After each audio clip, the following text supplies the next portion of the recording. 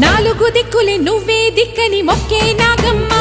నీ బంగారు కాంతుల చల్లని పడగల దీవెనలి అమ్మ